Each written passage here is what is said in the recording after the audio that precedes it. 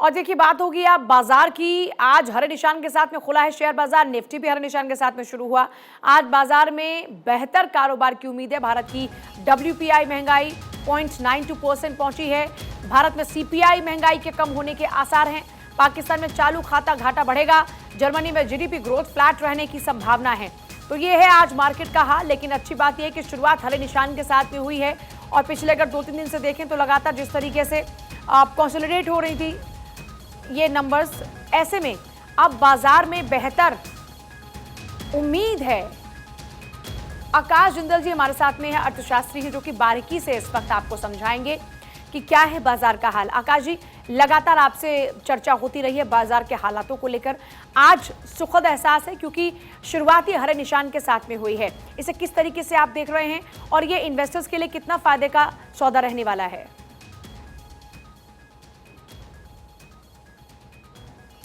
आपकी आवाज नहीं आ रही आकाश जी। आकाश जी, आपकी आवाज नहीं आ रही है, एक बार जरा आप अनम्यूट कर लीजिएगा।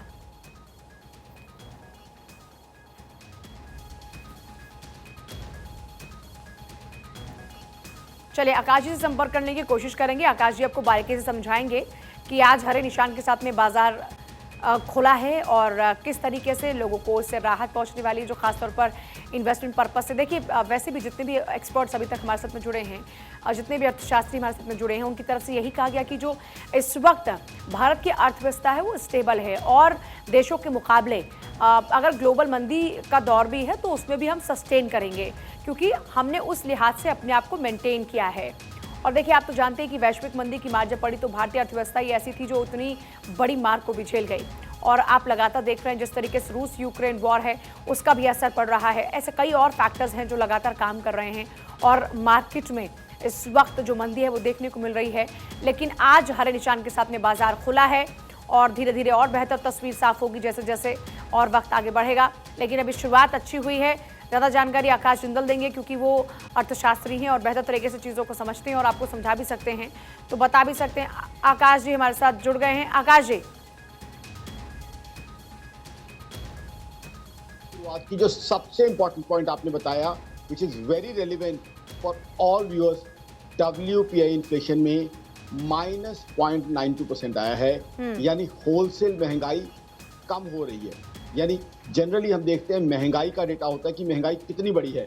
इस बार होलसेल प्राइस इंडेक्स में महंगाई में कुछ रिलीफ दिखाई दिया है।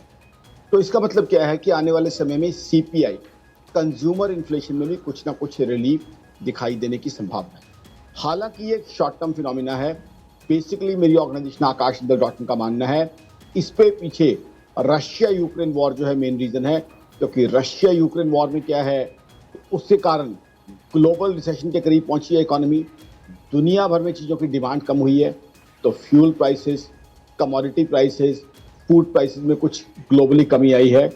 तो वो जो है एक बहुत बड़ा रिलीफ है हिंदुस्तान के लिए, चाहे शॉर्ट टर्म के लिए, कि आज की तारीख में WPI हमारी -0.92% आई है। उसके अलावा एज यू राइटली सेड, बाकी मुल्कों के मुकाबले हम बहुत स्ट्रॉन्ग चल रहे हैं। जर्मनी जो 4th लार्जेस्ट इकोनॉमी है वर्ल्ड की, लास्ट क्वार्टर ऑफ 2022 में GDP ग्रोथ आई है -0.5%। आप देखें इंग्लैंड और फ्रांस जैसी इकोनॉमीज का क्या हाल है। अर्जेंटीना इन्फ्लेशन रही है 104%। पाकिस्तान इन्फ्लेशन है 36%।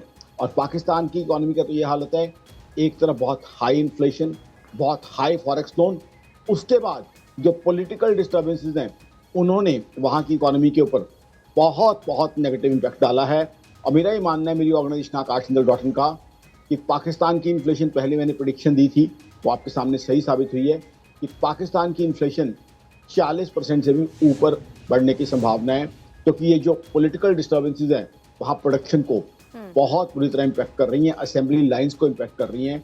तो पाकिस्तान फर्दर उनकी इकोनॉमी जो है गर्त में जा सकती है, नेगेटिविटी में जा सकती है। और पाकिस्तान जो आज तक टेररिज्म करता आया है उसको शायद they are getting a taste of their own medicine, शायद उनको उसके परिणाम दिखाई दे रहे हैं कहीं ना कहीं।